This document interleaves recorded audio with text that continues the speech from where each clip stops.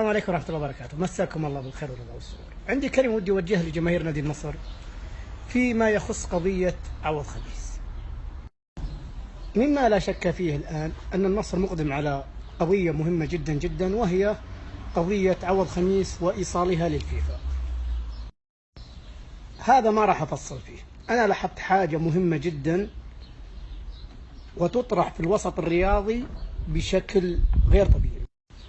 لاحظت بأن هناك تجييش قوي جدا من الإعلام اللي ضد نادي النصر، سواء من نصراويين أو غير نصراويين. كيف النصراويين يرضون أنهم يناقشون أن النصر يروح للفيفا ويتركون الأهم، مستوى النصر متدني، هزيمة الباطن. ومع الأسف الشديد وجدنا بعض من جماهير نادي النصر ينساق خلف هذا الأمر، مع الأسف الشديد البعض. أنا بالنسبة لي، وأعتقد أن كثيرين يتفقون معي، لو النصر حقق هدفه من الذهاب للفيفا 5 سنوات ما أبغى بطولات. فلذلك بعض جماهير نادي النصر التي انساقت خلف هذا التوجه يجب أن تكون مدركة لهذا المخطط، والذي يحاولون من خلاله عدم وقوفكم مع ناديكم في هذه الخطوة. ارجعوا لأي شخص يتكلم عن قضية ذهاب النصر للفيفا، وش يقولون له؟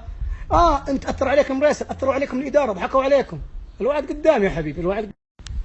وعلى طاري ضحك عليكم عبد العزيز المراسل، أنا ملاحظ حاجة مهمة جدا جدا جدا في البعض، أنا ملاحظها ودي إني أقولها لكم.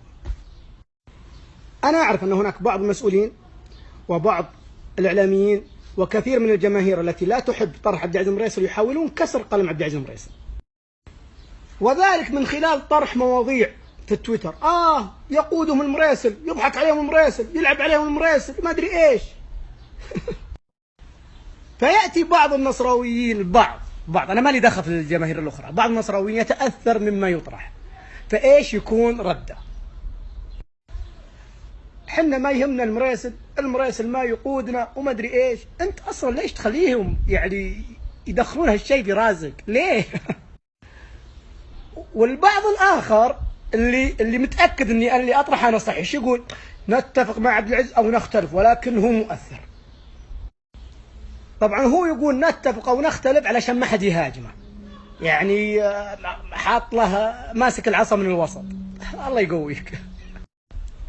يجب أن تقود أنت نفسك بنفسك، لا مراسل يقودك ولا فلان يقودك ولا أي شخص آخر يقودك، أنت وقناعاتك. ولذلك طالما أني لا زلت في المجال الإعلامي سأواصل دعمي لأيا كان رئيس نادي النصر، لأيا كان. الأهم عليك أنت كمشجع نصراوي أن تدعم قضية ناديك وبقوة، خاصة قضية عوض خميس اللي راح تروح الفيفا بإذن الله. لا تهتم لما يقال، اطرح ما أنت مقتنع فيه. أنا لو بتأثر مثلا، كان من زمان أنا ما علقت على شيء، قيل عني كلام بذيء، حاولوا تشويه سمعتي، حاولوا تلفيق لي تهم، وحاولوا حتى إضراري في عملي، ورغم ذلك ثبت ولله الحمد. ويحاولون عبد العزيز مطبل وما أدري إيش أنا أؤثر لا أتأثر، يجب أن يعود ذلك. الآن بعد أن فشلت كل مخططاتهم حاولوا ضرب جمهور النصر فيني. يقودكم المراسل، يضحك عليكم. ولو تلاحظون هذا طرح جميع من هو ضد النصر، المراسل يقودكم، يضحك عليكم.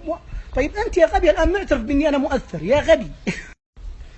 لهذا لبعض جماهير النصر التي تأثرت من هذه الحملات، خليك قوي.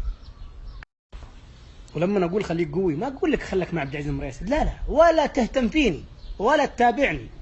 خليك قوي بوقوفك مع الكيان النصراوي. بالنسبة لي لن أحيد عن مساري، وسأدعم أي إدارة نصراوية طالما إيجابياتها تطغى على سلبياتها. المهم أن لا تتأثر أنت بالحملات التي يقودونها لمحاولة إسقاط نادي النصر. خليك قوي. في النهاية اللي يحب يتابع مباريات في العصر اشترى نظارات شمسية أصلية وانتبه من التقليد، الوعد قدام. لأن الأخ محمد يقول النصر ما راح يروح الفيفا.